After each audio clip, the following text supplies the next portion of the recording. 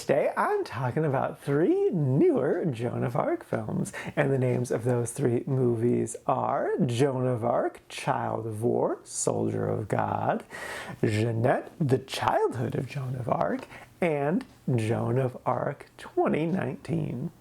Next up is Joan of Arc, Child of War, Soldier of God. This is a 2005 documentary. Didn't realize it was a documentary until about 5 minutes into the movie when they started doing talking heads, because it has 2 notable American actors, Alfred Molina and Anna Paquin, but they just provide voiceover. That being said though, I still enjoyed this movie a lot. It was nice to finally know definitively facts of her story, because, you know, she's a folk hero, so there's a lot of myth and legend to it. So like, what are the actual beats that probably most likely happened? And I was really surprised with how well they nailed the emotions, especially like during the trial section. I really felt for Joan during there, even though I knew exactly how it was gonna play out. So they did a great job with that. And it just was a really great portrait of who she was. It really hit on a lot of the things that I kind of expect to see in a Joan of Arc story. Her just like being a person of the people, because like that's how you become a folk hero, is you care for the people and they will care for you and turn you into a legend. And this movie did a great job of showing that. It also told me some stuff about what happened after her death, which I really liked. Like what happened with her bow knight. That was really interesting. And then kind of also more so contextualizing what happened in Joan's second trial, the one that happened after her death. Because like I know her mother petitioned for there to be a second trial, but they put in context of like, why did the king even agree to this? And it's kind of because he wanted to clear her name to then kind of help clear his name, because people are like, well, if she's this heretic witch person, she helped crown you, are you really the real king then? And he was like, well, okay, we can maybe have a second trial where she's not actually revealed to be a heretic. And I really like that. And I also really like just the context of like, why did he leave her to die in this trial? They explained that really well. It was really interesting. It was a really good watch. It was also a quick watch. It was like 57 minutes. So yeah, no, I thoroughly enjoyed this. And if you want just like a good summary of her life, this is a great example of that. Plus it still delivers on emotions, which is what you really want when watching a film. So like, yeah, no, definitely give this a watch if you want an introduction to who Joan is as a person and just her story. And it's a good, solid, quick watch.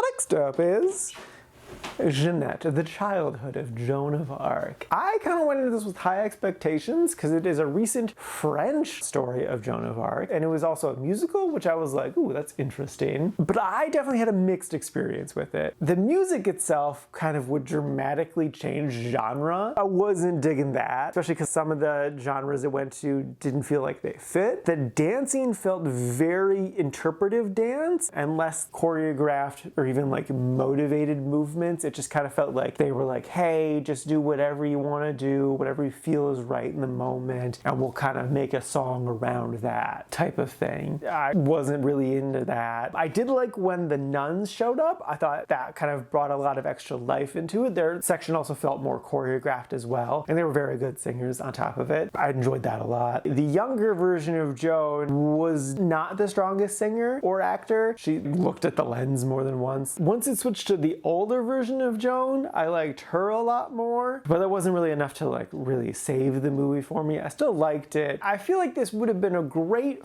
first act to a larger story that told her full story. As is though, it felt like they really just stretched out kind of one of the least interesting parts of her story is just her discovering the voices and then eventually going off. And like I did kind of like some of the discussions they had about like the future of France and what France needs, but like, man, it was boring. It was a struggle to pay attention, which sucked. So yeah, no, I didn't really care for this movie and I wouldn't recommend it. It's interesting, but stretched out too thin. So yeah, no.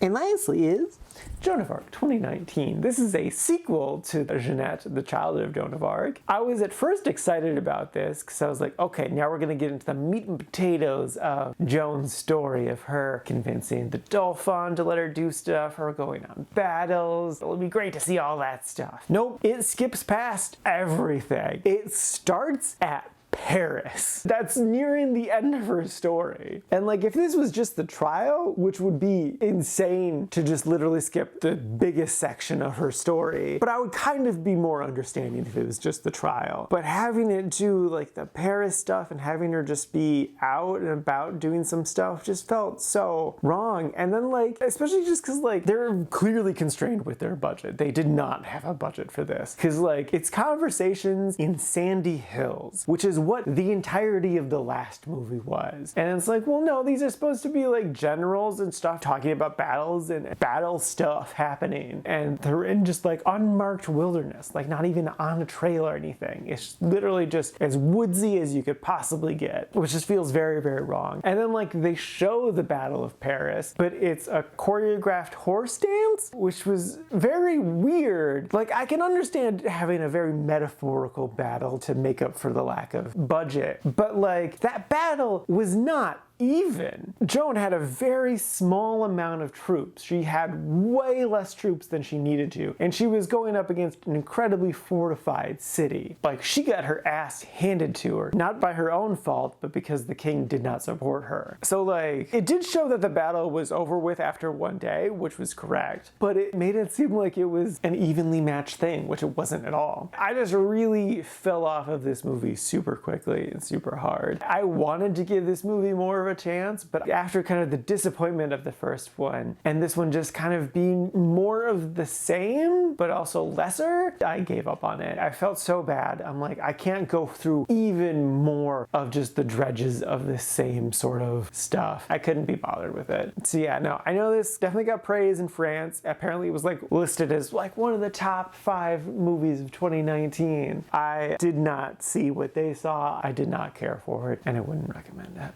Alright, now for today's rankings. First up, we got Joan of Arc, Child of War, Soldier of God, sitting number 83 in the really like section. And then after that is Jeannette, the childhood of Joan of Arc, sitting number 195, near the bottom of the like section. And then bringing up the rear is Joan of Arc 2019, sitting at number 229 in the didn't like section. And this is out of a total of 246 old movies so far this year.